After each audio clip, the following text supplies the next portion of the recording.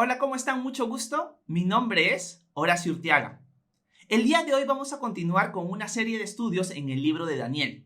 Hoy día vamos a ver el capítulo 4, capítulo que nos va a relatar el proceso de conversión del rey Nabucodonosor.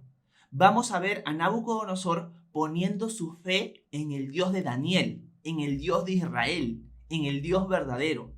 Y Nabucodonosor nos va a contar todo el proceso de su conversión.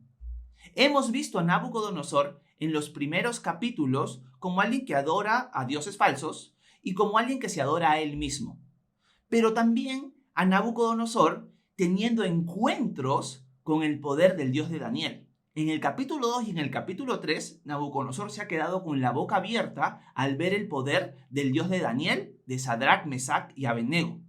Y ha reconocido la grandeza de este Dios, pero aún no ha puesto su confianza en él, aún no lo ha reconocido como su Dios, sino como el Dios de estos judíos, como el Dios de estos hebreos, que es un Dios muy poderoso, pero aún no es su Dios. Hoy día vamos a ver en el capítulo 4 cómo Nabucodonosor reconoce la grandeza del Dios verdadero, reconoce que él es el único Dios y el único Dios que está por encima de todo. Así que por favor les pido que me acompañen a Daniel capítulo 4 al versículo 1. La versión de la Biblia que vamos a estar leyendo es la versión Reina Valera contemporánea. Cabe destacar que el libro de Daniel, del capítulo 3 al capítulo 4, tiene un margen de 30 años aproximadamente. Entre el capítulo 3 y el capítulo 4 hay más o menos 30 años de diferencia. Daniel en este capítulo, en el capítulo 4, debería tener aproximadamente 50 años de edad. Así que Daniel va a ser una persona ya adulta. No pensemos que Daniel sigue siendo un jovencito. Así que entremos a los primeros versículos para ver qué es lo que Nabucodonosor nos tiene que contar. Veamos el versículo 1 del capítulo 4. Dice lo siguiente: Yo, el rey Nabucodonosor, me dirijo a todos los pueblos, naciones y lenguas que habitan en todo el país. Que la paz les sea multiplicada. Es conveniente que yo dé a conocer las señales y milagros que el Dios Altísimo ha hecho conmigo. Cuán grandes son sus señales y cuán prodigiosas sus maravillas. Su reino es un reino sempiterno, su señorío va de generación en generación. Cuando empezamos leyendo estos versículos, vemos a un Nabucodonosor cambiado. Es un Nabucodonosor que tiene algo que contar a todas las naciones y lenguas. Nabucodonosor está emocionado y lo que quiere contar es las maravillas que el Dios Altísimo ha hecho con él.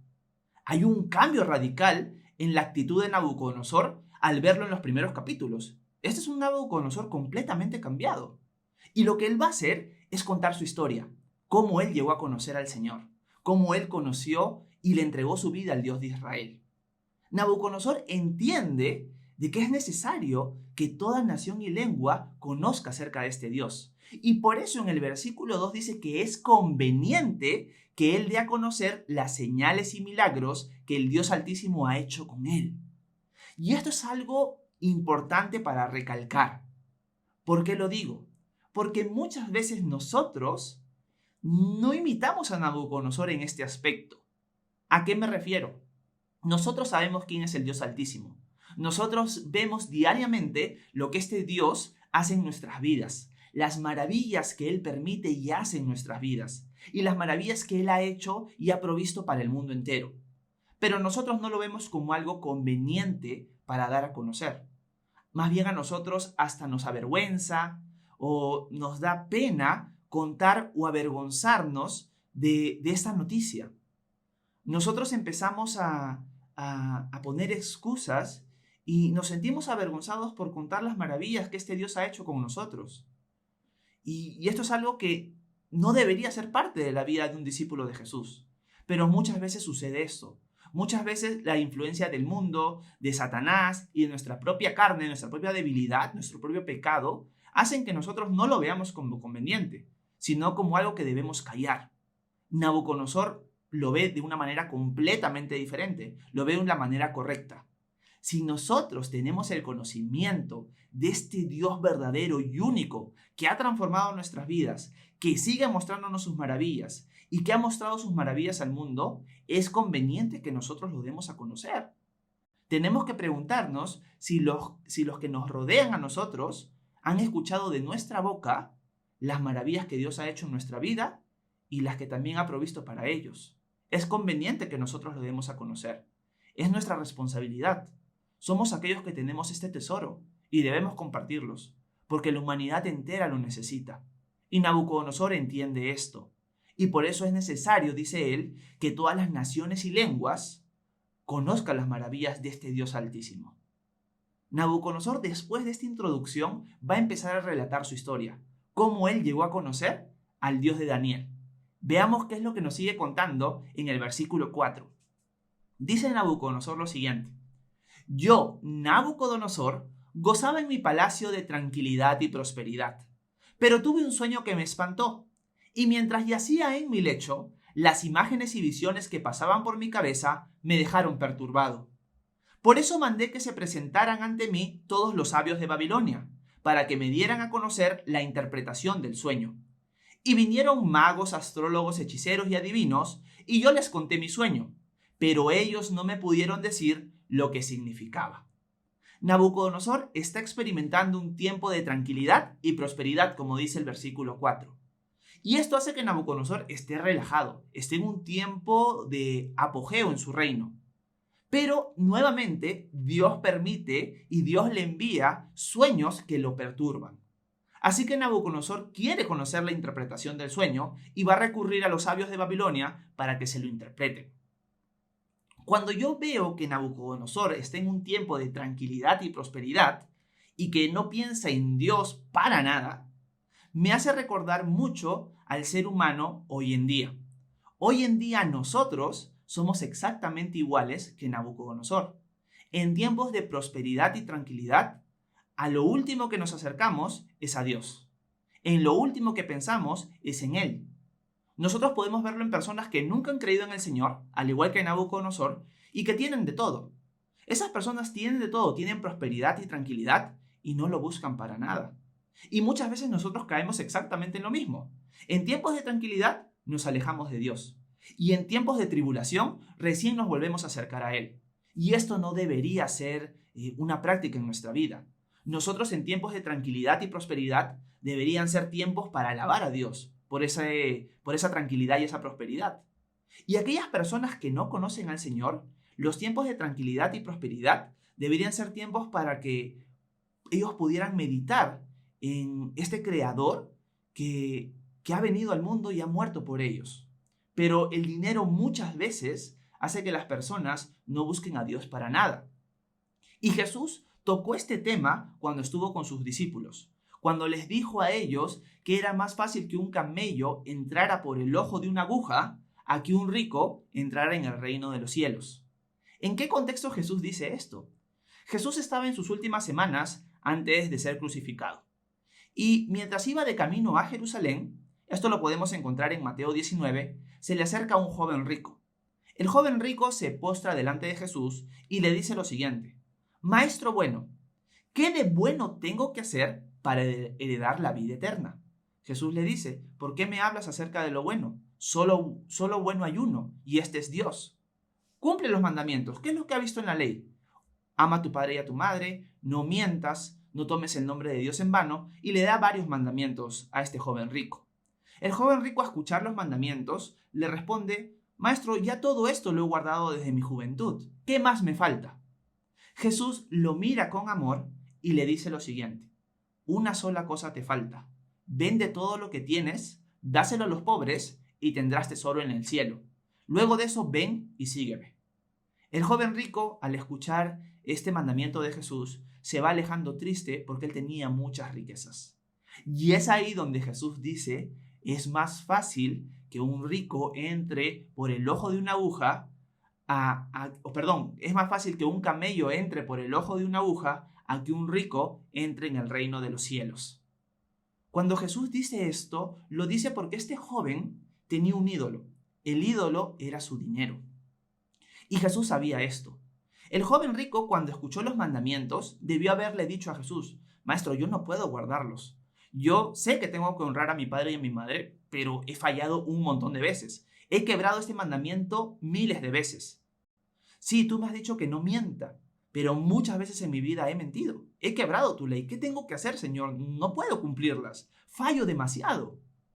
Pero este joven no hizo eso. Este joven pensó que había guardado impecablemente los mandamientos de Dios.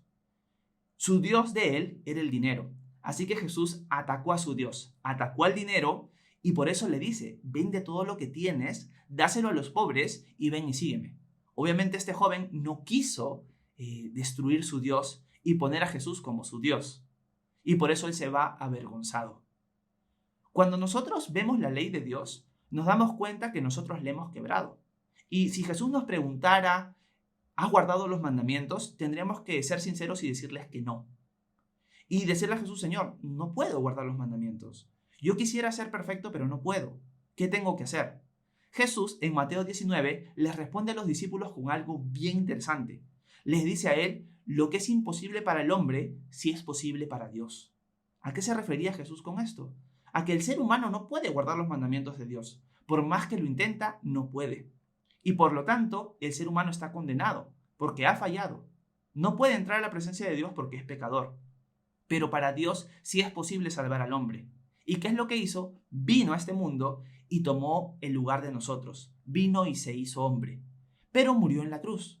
Y esta muerte en la cruz fue para cargar el castigo que nosotros merecemos. Fue sepultado y al tercer día resucitó entre los muertos, demostrando que había vida después de la muerte, demostrando que Él era justo y demostrando que todo lo que había dicho acerca de Él era verdad, que Él era Dios.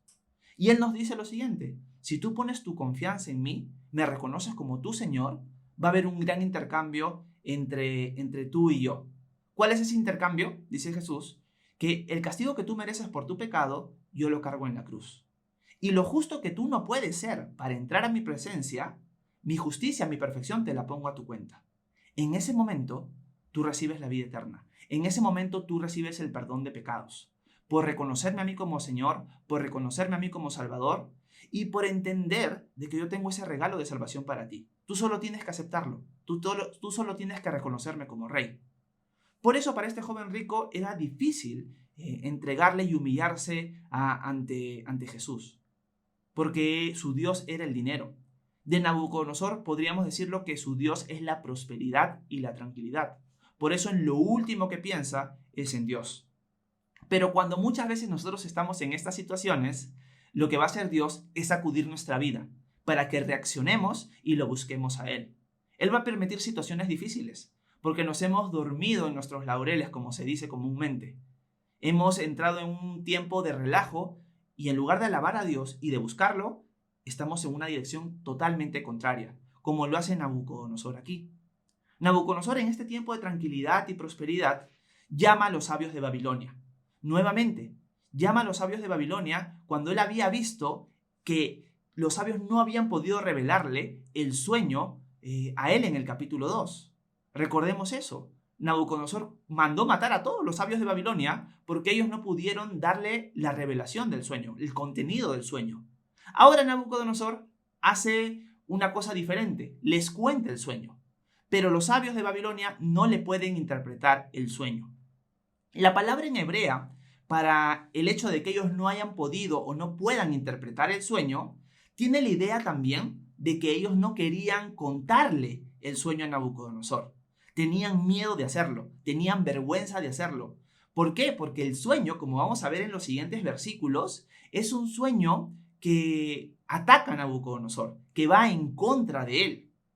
Y esto es algo que los sabios de Babilonia no quieren hacer. Tienen miedo a ofenderlo, tienen miedo a que sus vidas estén en peligro, y hemos visto de qué es capaz Nabucodonosor en los primeros capítulos. Así que estos hombres prefieren quedarse callados a arriesgarse a que Nabucodonosor les vaya a cortar la cabeza. Por eso ellos deciden no contarle la interpretación del sueño a Nabucodonosor. Y acá vemos otra área en la cual muchas veces nosotros también fallamos. Muchas veces nosotros, por vergüenza, para no avergonzar a la persona, por las consecuencias de lo que puede pasar, no les contamos a las personas la verdad de las cosas. No les contamos a las personas la solución de todas las cosas. Nosotros que ahora hemos conocido a Jesús, sabemos que en Él se halla la solución para todo. Y muchas personas que nos rodean están llenas de problemas, de situaciones, y nosotros, sabiendo la solución, callamos. Sabiendo la solución, preferimos guardar silencio por miedo a avergonzar a la persona, por miedo a pasar vergüenza a nosotros mismos y por miedo a las consecuencias de lo que podría pasar al compartir de nuestro Dios. Estos hombres son exactamente iguales que nosotros muchas veces. Pero Daniel no va a ser así. Daniel es el ejemplo perfecto de alguien que sabe el poder de su Dios y que está feliz de interpretar el sueño a pesar de las consecuencias. Daniel no se avergüenza de su Dios. Daniel sabe que la solución para la vida de Nabucodonosor es conocer al Dios vivo y verdadero. Así que él no se va a quedar callado, él no se va a avergonzar, él no va a tener miedo a las consecuencias, sino que él va a hablar la verdad en amor. Y eso es algo que nosotros tenemos que tener en cuenta. Si tienes personas a tu alrededor que están pasando problemas, que están pasando situaciones difíciles, no temas hablarles acerca de Jesús. No temas hablarles acerca del Dios vivo y verdadero que puede solucionar sus problemas. Habla y no calles. Hazlo, no te avergüences de Él. Él es lo mejor que te ha podido pasar a ti y lo mejor que le podría pasar a las personas. Así que anímate y entiende que es conveniente que des a conocer a este maravilloso Dios que ha cambiado tu vida y que puede cambiar la vida de ellos. Tenemos que entenderlo así. Así que ahora Daniel va a entrar en escena. Los sabios de Babilonia no han querido o no han podido interpretar el sueño de Nabucodonosor. Ahora va a entrar Daniel y Daniel sí lo va a poder hacer. Veamos el versículo 8 del capítulo 4. Dice lo siguiente: Finalmente se presentó ante mí Daniel, también llamado Belsasar, como el nombre de mi Dios, en quien habita el espíritu de los dioses santos. Yo le conté mi sueño y le dije: Belsasar, jefe de los magos, según entiendo, en ti radica el espíritu de los dioses santos, y ningún misterio te es oculto. Hazme saber qué significan las visiones que he tenido en mi sueño. Nabucodonosor introduce en la historia a Daniel. Daniel llega. Y Nabucodonosor aclara que Daniel es Belsasar, el nombre que él le puso cuando Daniel y sus amigos llegaron a Babilonia. ¿Por qué Nabucodonosor hace esta aclaración?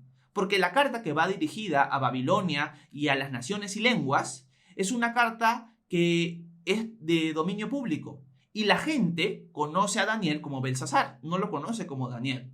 Así que Nabucodonosor está dejando claro que este Daniel que está entrando es el Belsasar que servía junto a él. Daniel entra y Nabucodonosor le va a contar a Daniel el sueño. Uno podría preguntarse, ¿por qué es que Daniel entró al final? ¿Por qué Daniel no estuvo entre los sabios de Babilonia? Y acá vemos que Nabucodonosor es alguien que no quiere dar su brazo a torcer. Porque yo me pongo a pensar de que si en el capítulo 2 Daniel, aclaremos, el Dios de Daniel, fue el único que pudo darle la revelación del sueño a Nabucodonosor y la interpretación, es obvio que el Dios de Daniel lo puede hacer otra vez. ¿Por qué Nabucodonosor no lo llama inmediatamente? ¿Para qué seguir intentando con los sabios de Babilonia? Porque muchas veces el ser humano es así. Está pasando problemas y va a buscar la solución en cualquier otro lugar, menos en el Dios verdadero, menos en el Dios de la Biblia, menos en el Dios de Daniel, menos en el Dios de los cristianos que están rodeando a esa persona. Pueden pasar miles de cosas en su vida, pueden pasar cosas tan difíciles y tan duras, pero aún así la persona va a querer buscar soluciones en cualquier otro lugar, menos en Dios. Y Nabucodonosor es exactamente igual. Como ya no encuentra la solución, tiene que preguntarle a Daniel. Pero él no empezó con Daniel. Muchas veces nosotros somos iguales de duros. Estamos pasando problemas en nuestra vida y queremos solucionarlos nosotros, en lugar de acercarnos a Dios. Si somos alguien que conoce al Señor, estamos pasando problemas y queremos resolverlo nosotros, en lugar de clamar al Señor y pedirle su dirección y ayuda. Y si somos alguien que no quiere saber nada de Dios, pero tenemos amigos, compañeros que sí conocen a este Dios, nos vamos a ir en una dirección contraria a ellos. Y vamos a buscar soluciones por todos lados hasta que nos quedemos sin escapatoria. Y ahí recién vamos a buscar a nuestros amigos, a nuestros compañeros que conocen al Señor.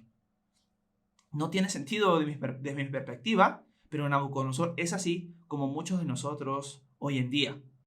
Si tú eres alguien que estás pasando problemas, que estás pasando necesidad y estás con el corazón duro, estás buscando la solución en cualquier lado, menos en Dios, te animo a arrodillarte y pedirle al Señor dirección. Te animo a empezar a buscar a Dios. Te animo a buscar amigos que ya conocen al Señor y que te puedan aconsejar y guiar a que tú puedas conocer a este Dios, que Él te va a solucionar las cosas de una manera que nadie en el mundo te lo puede hacer. Nabucodonosor va a experimentar eso. Va a encontrar un hombre que sirve al Dios verdadero que le va a interpretar el sueño. Ahora Nabucodonosor va a detallar qué es lo que él ha visto en su sueño y qué es lo que quiere que Daniel interprete. Veamos los siguientes versículos. Versículo 10.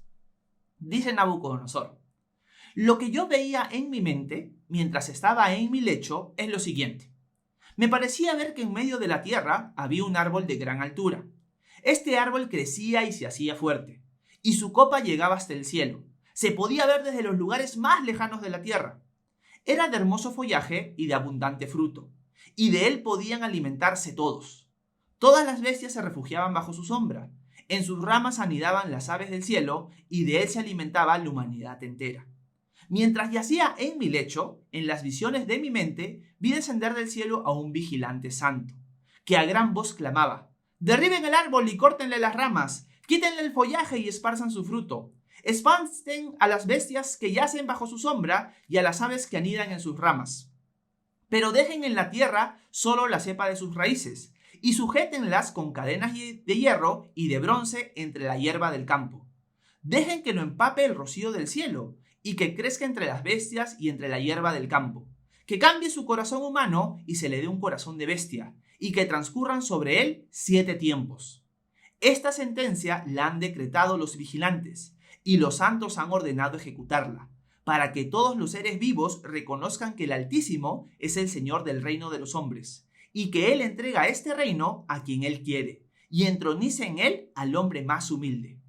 Yo, el rey Nabucodonosor, he tenido este sueño, y tú, Belsasar, me dirás qué es lo que significa, porque todos los sabios de mi reino no han podido decírmelo, pero tú sí puedes dármelo a saber, porque en ti habita el espíritu de los dioses santos. Cuando nosotros vemos el sueño de Nabucodonosor, vemos un gran árbol que se puede ver desde lejos, y en donde encuentran refugio las aves, los animales, todos los seres que están por ahí. Pero de repente dice que desciende un vigilante santo, que lo que quiere decir es que es un ángel el que está descendiendo, y el ángel da la orden de cortar el árbol. Pero mientras el sueño se está desarrollando y el ángel está hablando acerca de cortar el árbol, sucede algo llamativo. En el versículo 16, al árbol, o refiriéndose al árbol, se dice que cambie su corazón humano y se le dé un corazón de bestia. Esto significa que el árbol realmente es un humano, porque se le va a cambiar su corazón humano a un corazón de bestia. Y se le va a sujetar con cadenas de bronce y hierro sobre 7 tiempos. ¿Qué es lo que esto quiere decir? Nabucodonosor no entiende el sueño. Lo más probable es que los sabios de Babilonia sí lo han entendido, pero no quieren decírselo. Así que Daniel va a ser el que se lo va a interpretar. Nabucodonosor en este sueño también ha visto que el propósito del sueño es que el árbol que ha sido cortado reconozca que el Dios verdadero es el que reina sobre todo, y que Él entroniza a quien Él quiere y humilla al orgulloso y enaltece al humilde. Eso es lo que el sueño le está diciendo a Nabucodonosor. Pero ahora Daniel le va a dar más luz de lo que todo este sueño significa. Veamos a continuación la interpretación de Daniel. Versículo 19. Dice lo siguiente: durante casi 1 hora, Daniel, también llamado Belsasar, quedó atónito, y sus pensamientos lo perturbaban. Pero el rey le habló y le dijo: Belsasar, que no te perturben ni el sueño ni su interpretación. Belsasar respondió y dijo: mi señor, que el sueño y su interpretación se hagan realidad en tus enemigos y en los que mal te quieren. El árbol que viste crecer y hacerse fuerte, y cuya copa llegaba hasta el cielo y podía verse desde los lugares más lejanos de la tierra, y cuyo follaje era hermoso, y su fruto abundante, y del cual se alimentaban todos, y bajo cuya sombra se refugiaban las bestias del campo, y en cuyas ramas anidaban las aves del cielo, es su majestad, que ha crecido y se ha hecho fuerte, pues su grandeza ha aumentado hasta alcanzar el cielo, y su dominio llega hasta los confines de la tierra. En cuanto al vigilante santo que su majestad vio descender del cielo y que decía: corten el árbol y destrúyanlo, pero dejen la cepa de sus raíces en la tierra y entre la hierba del campo, y sujétenla con cadenas de hierro y de bronce, y que lo empape el rocío del cielo, y que vive entre las bestias del campo hasta que transcurran sobre él 7 tiempos, la interpretación es la siguiente: el Altísimo ha dictado su sentencia sobre su majestad, mi señor, y su majestad será expulsado de entre los hombres y habitará entre las bestias del campo. Lo alimentarán con la hierba del campo como a los bueyes, y se bañará con el rocío del cielo. 7 tiempos transcurrirán hasta que su majestad reconozca que el Altísimo es el Señor del reino de los hombres, y que Él entrega ese reino a quien Él quiere. En cuanto a la orden de dejar en la tierra la cepa de las raíces del mismo árbol, eso significa que el reino de su majestad se mantendrá firme, luego de que su majestad reconozca que quien gobierna es el cielo. Por lo tanto, acepte su majestad mi consejo, y redima sus pecados impartiendo justicia, y sus iniquidades tratando a los oprimidos con misericordia, pues tal vez así su tranquilidad se vea prolongada. Daniel, como dicen los primeros versículos, se queda perturbado por el contenido, por la interpretación del sueño. Daniel no tiene vergüenza, no tiene temor de contarle al rey la interpretación, pero Daniel en todos estos años le ha agarrado cariño al rey y no quiere que el rey sufra de esta manera. Así que Daniel se queda perturbado por todo lo que va a pasar el rey Nabucodonosor, porque la interpretación del sueño no es algo sencillo, no es algo fácil de digerir, es algo duro para la vida de Nabucodonosor. Así que Daniel está perturbado, dice: el rey va a pasar por algo tan duro, tan difícil, que Nabucodonosor tiene que decirle: Belsasar, cuéntame la interpretación del sueño, no te preocupes, cuéntamelo todo. Y en resumen, lo que Daniel está diciendo al rey con respecto al sueño, la interpretación de este, es que Nabucodonosor va a ser cortado de los hombres. ¿A qué se refiere? De que Nabucodonosor va a dejar de portarse o comportarse como un ser humano y se va a empezar a comportar como una bestia. Y esta actitud, este comportamiento de Nabucodonosor va a durar 7 tiempos. La mayoría de comentaristas está de acuerdo en que estos 7 tiempos se refiere a 7 años de historia. 7 años el rey Nabucodonosor se va a empezar a comportar como un animal, no como un ser humano. Y cuando transcurran estos 7 años, el rey Nabucodonosor va a reconocer que el Dios vivo y verdadero es el que reina sobre todo, y que él humilla al que se enorgullece y que este Dios enaltece al que se humilla. Eso es lo que el sueño es lo que revela. El sueño de Nabucodonosor es un sueño duro, es un sueño difícil. Y Daniel no quiere que el rey pase esto. Así que lo que Daniel le dice al rey y le aconseja es que empiece a impartir justicia, que deje de practicar el pecado, y sino que imparta justicia y que haga misericordia con los oprimidos. Daniel le dice: si haces esto, rey, tal vez tu tranquilidad se vea prolongada. Si tú de una vez te humillas ante mi Dios, todo esto que hemos visto en el sueño no va a suceder. Así que lo más práctico es: humíllate de una vez. Empieza a practicar la justicia, empieza a servir a este Dios vivo y verdadero, no a tus dioses, no a ti mismo. No creas que tú eres el que manda sobre todo. Es Dios el que manda sobre todo. Es mi Dios el que lo hace. Y Él te va a humillar para que tú reconozcas esto. Pero si tú lo haces de una vez, no te va a pasar nada de esto, Nabucodonosor. Te aconsejo eso. Así tu tranquilidad se va a ver prolongada. Y Daniel le explica y le aconseja de esta manera. Nabucodonosor podía tomar el consejo inmediatamente o no hacerlo. Y lo que vamos a ver a continuación es que Nabucodonosor no va a tomar el consejo de Daniel. Nabucodonosor va a seguir en su actitud orgullosa, rebelde ante Dios. Miren, Nabucodonosor es alguien que está recibiendo de parte de Dios durante muchos años una revelación de Él de una manera que muchos de nosotros no lo hemos recibido. Lee el capítulo 2, lee el capítulo 3. Mira este capítulo. Dios le está mostrando a Nabucodonosor vez tras vez que Él es real, que no es un Dios inventado, sino que es un Dios verdadero que está por encima de todo. Pero aún así Nabucodonosor tiene el corazón duro. Y Dios va a permitir esa situación difícil en la vida de Nabucodonosor porque lo quiere. Porque quiere que Nabucodonosor se rinda ante él. Pero a veces nosotros tenemos un corazón tan orgulloso que Dios tiene que romper ese orgullo en nuestra vida con situaciones difíciles. Yo te aconsejaría, si estás pasando por una situación difícil, humíllate de una vez delante de Dios. ¿Por qué esperar que Él permita estas cosas difíciles en nuestra vida para recién humillarnos delante de Él?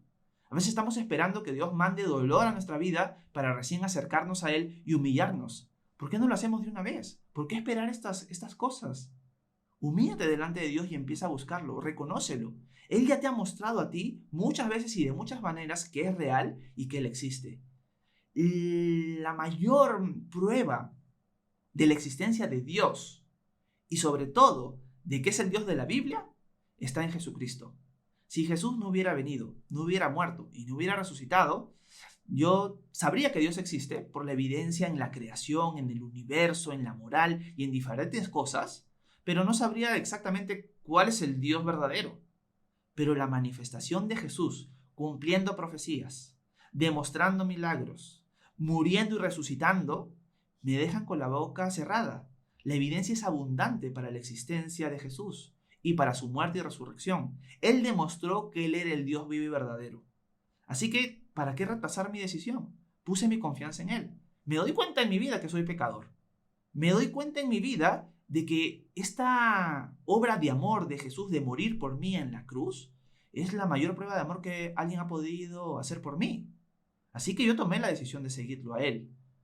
Muchas veces nosotros no hacemos eso y nos comportamos como Nabucodonosor. Yo confieso que durante muchos años en mi vida yo fui así. Y Dios permitió situaciones difíciles en mi vida para que reconociera que el que reina sobre todo es el Altísimo. Y me humillé ante Él. Y ahora yo tengo una historia que contar también, al igual que Nabucodonosor. Bueno, Daniel le ha dado el consejo, le ha dado la interpretación. Veamos a continuación qué sucede. ¿Qué es lo que Nabucodonosor empieza a hacer y en cuánto tiempo se cumple este sueño? Vamos a ver que no es inmediatamente. Leamos los siguientes versículos. Leamos el versículo 28. Dice lo siguiente. Todo esto le sucedió al rey Nabucodonosor. Pero 12 meses después, mientras éste se paseaba por el palacio real de Babilonia, exclamó: ¿acaso no es esta la gran Babilonia que con la fuerza de mi poder y para gloria de mi majestad he constituido como sede del reino? Todavía estaba hablando el rey cuando del cielo vino una voz que decía: a ti, rey Nabucodonosor, se te hace saber que el reino se te ha arrebatado.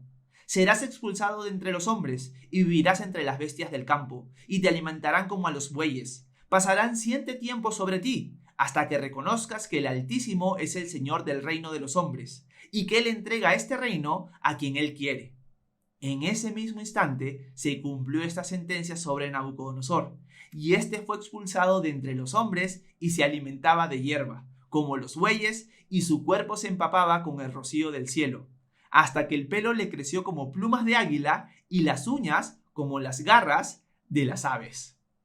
Acá vemos ya la conversión de Nabucodonosor en un animal, por así decirlo.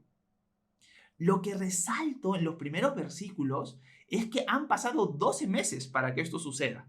Del sueño, la interpretación y el consejo de Daniel hasta que ocurre, suceden o pasan 12 meses. ¿Por qué pasa tanto tiempo? ¿Por qué pasa un año?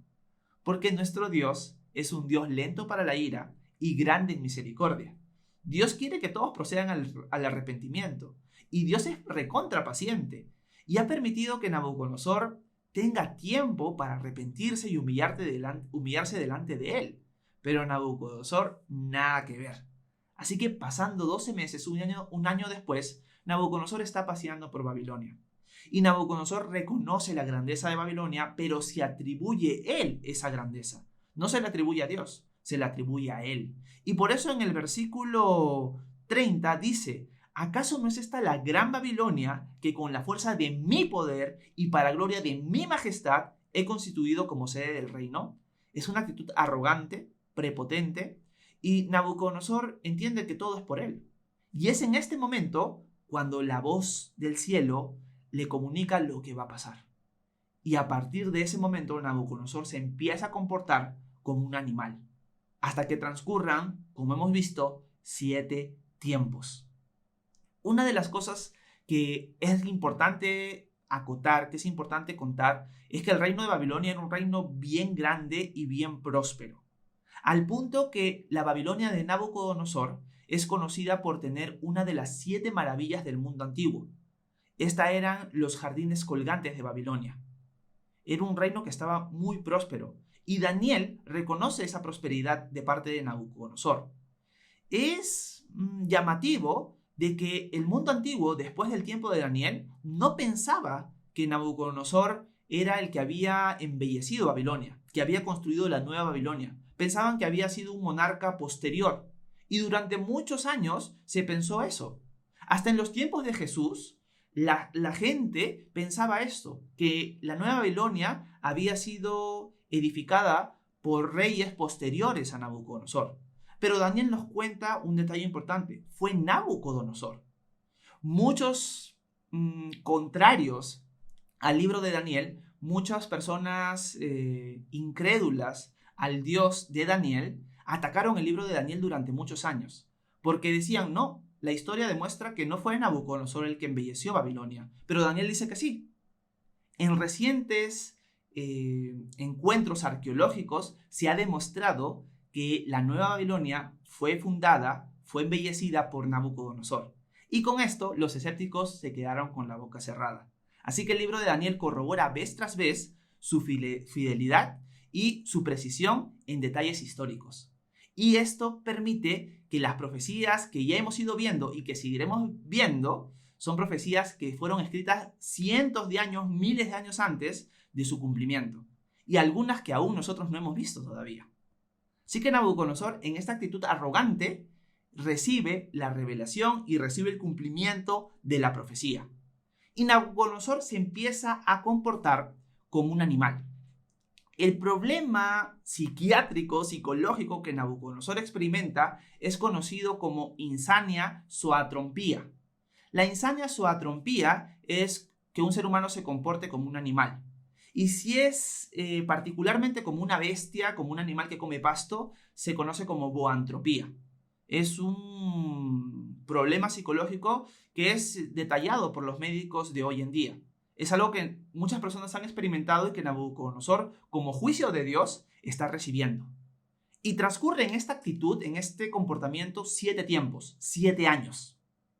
Cabe destacar que en la historia de Babilonia, durante estos 7 años, los registros históricos de Nabucodonosor desaparecen sorpresivamente. No hay relatos de Nabucodonosor históricos de estos 7 años. Nabucodonosor desaparece de la historia. Y mucho tiempo después, un historiador griego que se llamó Abideno nos dice que Nabucodonosor fue poseído por algún tipo de dios y que inmediatamente había desaparecido. O sea, este historiador griego corrobora lo que Daniel está contando en el año 268 a.C., o sea, muchos años después. La información histórica corrobora lo que Daniel está contando aquí. El hecho de que desaparezca Nabucodonosor de la historia durante ese periodo de 7 años, repentinamente, y de que un historiador griego, Abideno, hable de que Nabucodonosor fue como poseído y que desapareció inmediatamente, nos muestran la fidelidad del texto de Daniel. Así que Nabucodonosor se empieza a comportar como un animal. Y esto es triste, pero era necesario para humillarlo delante de él. Dios permitió una situación muy difícil en su vida para que él reconociera que él era el Dios verdadero. Transcurridos estos 7 años, Nabucodonosor por fin va a reconocer que el Dios de Daniel, que el Dios de Israel, es el verdadero. Y a continuación nos va a detallar el final de este tiempo, el final de este periodo de 7 años. Miren lo que dice el versículo 34 y con eso acabamos el capítulo. Dice: pero al fin del tiempo, yo, Nabucodonosor, levanté los ojos al cielo y recobré la razón. Bendije entonces al Altísimo, alabé y glorifiqué al que vive para siempre, cuyo dominio es sempiterno y cuyo reino permanece por todas las edades. Todos los habitantes de la tierra son considerados como nada. El Altísimo hace lo que Él quiere con el ejército del cielo y con los habitantes de la tierra, y no hay quien pueda impedírselo, ni cuestionar lo que hace. En ese mismo instante recobré la razón y la majestad de mi reino, junto con mi dignidad y mi grandeza. Y mis gobernadores y mis consejeros acudieron a mí, y fui restablecido en mi reino y se me dio mayor grandeza. Por eso yo, Nabucodonosor, alabo y engrandezco y glorifico al Rey del cielo, porque todas sus obras son verdaderas y sus caminos justos, y él puede humillar a los que se muestran soberbios. Nabucodonosor termina reconociendo que el Rey del cielo es el que gobierna. Punto. Me encanta ver a Nabucodonosor siendo restaurado, pero ya con una actitud humilde. Dios permitió esto para que Nabucodonosor se humille delante de él y delante de los demás. Me gusta porque Nabucodonosor vuelve a retomar el reino. Y es algo que el sueño, la interpretación de este, nos mostraba. Que aunque se iba a comportar como un animal durante 7 años, el reino no le iba a ser quitado. Así que cuando Nabucodonosor recobra la sensatez, recobra su actitud de humano, es restaurado nuevamente en su reino. Pero ahora con una actitud completamente diferente, con una actitud humilde. Una actitud tan humilde que escribe toda esta carta para que todas las naciones y lenguas también puedan saber quién es este Dios y también lo puedan reconocer como el Dios Altísimo. Eso es lo que Nabucodonosor ha hecho. Y esto es lo que nosotros deberíamos hacer constantemente en nuestra vida. ¿Por qué? Porque todos nosotros tenemos un Daniel capítulo 4 de nuestra vida. Todos aquellos que hemos puesto nuestra fe en Jesús tenemos una historia como la de Nabucodonosor. Capaz no con tantos detalles increíbles como sucedió en su vida, pero tenemos un testimonio, tenemos un capítulo 4 de cómo nosotros llegamos a conocer a nuestro Dios. Pueden ser historias de que conocimos a Dios desde chicos. Pueden ser historias de que Dios también tuvo que humillarnos para que lo reconozcamos recién. Pero si tú no eres alguien que aún ha reconocido al Señor y estás pasando por situaciones difíciles, ponte a pensar de que capaz Dios está permitiendo eso para que te acerques a Él. Un escritor antiguo llamado C.S. Lewis, el autor de las Crónicas de Narnia, decía que el dolor y el sufrimiento es el megáfono de Dios para que nos acerquemos a Él. Y si eres alguien que no estás pasando por ninguna situación difícil y estás en un tiempo de prosperidad y tranquilidad, aprovecha este tiempo para investigar acerca de este Dios, para buscarlo a Él y agradecerle por la tranquilidad y prosperidad que te está proveyendo, pero sobre todo para que puedas conocerlo. Es un tiempo en que estás libre de problemas para que puedas enfocarte en buscarlo a Él y conocerlo a Él, descubrir que es real. Así que yo te animaría a eso. Aprovechar estos tiempos para buscar a Dios. Si estás pasando por problemas, humillarte delante de Él y entregarte de una vez por todas a sus pies. Y si eres alguien que ya lo conoces, cuenta tu historia. Que sea también para ti conveniente dar a conocer las maravillas que Dios ha hecho contigo y que ha hecho para la humanidad. Porque el mensaje de salvación es para todos. Y es el mejor mensaje que nosotros podemos dar a conocer. Espero que este capítulo haya sido de edificación para ustedes.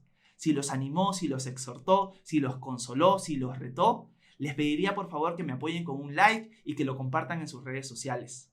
Nos vemos en el siguiente episodio para ver el capítulo 5 y ver qué es lo que Dios tiene para nosotros. Que Dios los bendiga.